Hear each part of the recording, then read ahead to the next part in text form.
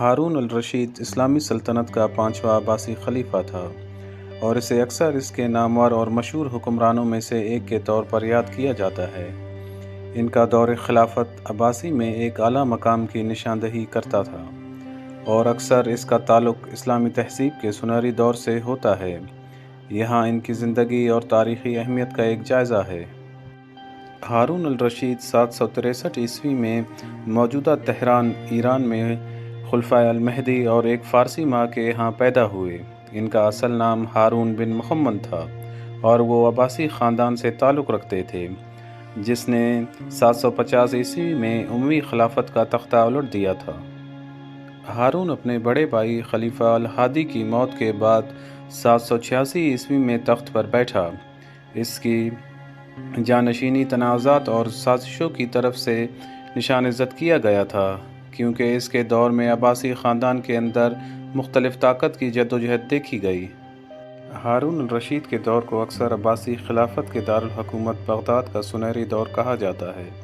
اس وقت کے دوران شہر سیکھنے، ثقافت اور تجارت کا مرکز بن گیا۔ ہارون نے بغداد میں مشہور ہاؤس آف وزڈم بیت الحکمہ قائم کیا۔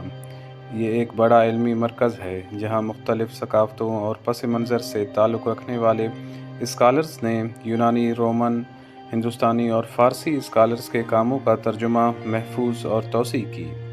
اس ادارے نے قدیم دنیا سے اسلامی تہذیب تک علم کی ترسیل میں اہم کردار ادا کیا۔ ہارون علماء، شاعروں اور فنکاروں کا سرپرست تھا۔ ریاضی دان الخوارزمی اور شاعر ابو نواس جیسی قابل ذکر شخصیات ان کے دور حکومت میں پروان چڑھیں۔ ہارون نے بازنطینی سلطنت اور کیرولنگین سلطنت سمیت مختلف غیر ملکی طاقتوں کے ساتھ سفارتی تعلقات برقرار رکھے۔ اس کے دور حکومت میں تجارتی رستے پھلتے پھولتے دیکھے جو اسلامی دنیا کو یورپ، ایشیا اور افریقہ سے ملاتے تھے۔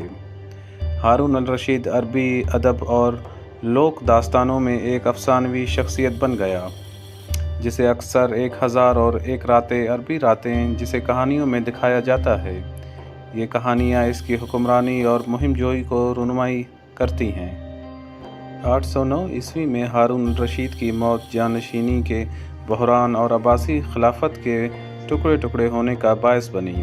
اس کے 2 بیٹوں الامین اور المامون نے کنٹرول کے لیے جنگ لڑی جس کے نتیجے میں ہارون کے 2 بیٹوں کی خانہ جنگی ہوئی۔ بالآخر مامون فتح یاب ہوا اور خلیفہ بن گیا۔ خلاصہ یہ کہ ہارون الرشید کے دور کو اسلامی سلطنت کے اندر ثقافتی اور فکری فروغ کے طور پر یاد کیا جاتا ہے۔ انہیں فنون اور علوم کی سرپرستی، ان کی سفارتی کوششوں اور آنے والی نسلوں تک علم کی ترسیل میں ان کے کردار کے لیے جانا جاتا ہے۔ ان کی میراث ادب اور مقبول ثقافت میں منائی جا رہی ہے جس سے وہ اسلامی تاریخ کی مشہور ترین شخصیت میں سے ایک ہے۔